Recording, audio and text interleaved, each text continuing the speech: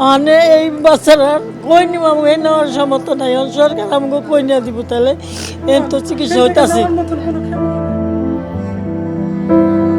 ডাক্তাররা কোনোদিন বাচ্চা মেরা ফেলায় না, ঠিক আছে? নাহলে আমাদের বাচ্চারা দেখে যান, বিশ্বাস না গেলে সরকারকে আসতে হবে, আসতে বাধ্য উনি এসে দেখবো যে আমাদের বাচ্চার কি অবস্থা। উনি ওখানে বসে বসে হাত লাগাইবো হবে না। আমাদের বাচ্চা কোনো কিছু হলে সরকারকে আমরা ছাড়বো না। ওই বাচ্চার লেগা আমাদের বাচ্চা কোনো ক্ষতি করবো সেটা আমরা ছাড়বো না। 70টা 75টা বাচ্চা সব এখানে থাকবো, সরকার দায় নিয়ে যদি আমাদের বের করতে পারে বের করবে, আমরা যাব না। আর সরকারকে আসতে হবে, আসতে বাধ্য উনি এসে দেখবো যে আমাদের বাচ্চার কি অবস্থা। উনি ওখানে বসে বসে হাত লাগাইবো হবে না, আসতে হবে, আজকের মধ্যে আসতে হবে।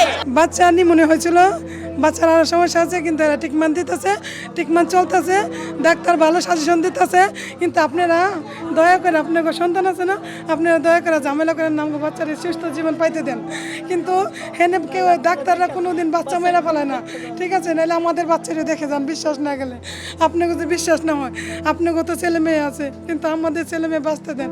আপনারা কোনো ঝামেলা পাকায়েন না এই জায়গায়, বুঝছেন? সবাই আমার টেকলা না বুঝলাম, সবাই একটা হেনে আছে, বুঝছেন?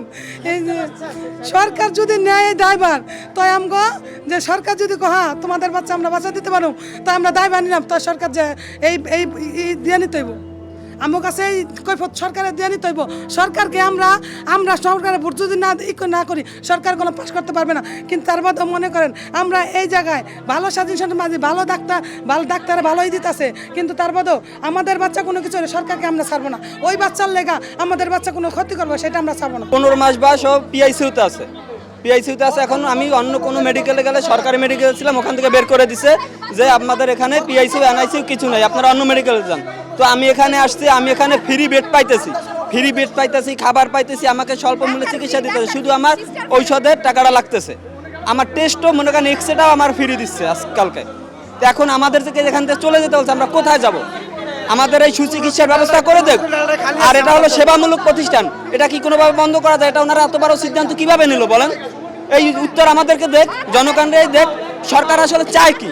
ওনারা কি চাইতেছে যে ইসলামী ব্যাংকের মতো এটা ওনাদের পকেটে নিয়ে যাইতে? আমার তো মনে হয় এটা ইসলামী ব্যাংকের মতন এই যে প্রতিষ্ঠানটা ওনারা নিয়ে যায়। আসলে আমার মনে হয় এটা আসলে এখানে রাজনৈতিক চাল আছে, অন্য কোনো কিছু না। এখানে না ভর্তি করছে আজকে 9 দিন, আরো 5 দিন থেকে গেছি, বুঝছেন?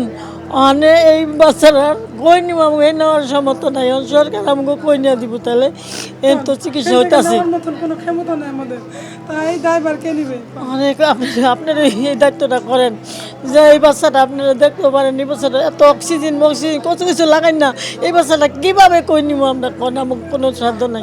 আমাদেরকে হসপিটাল কর্তৃপক্ষ ওনারা কেস সামারি তৈরি করতেছে, ওনারা বলছে যে আমরা গভর্নমেন্টের কথার বাইরে যেতে পারবো না।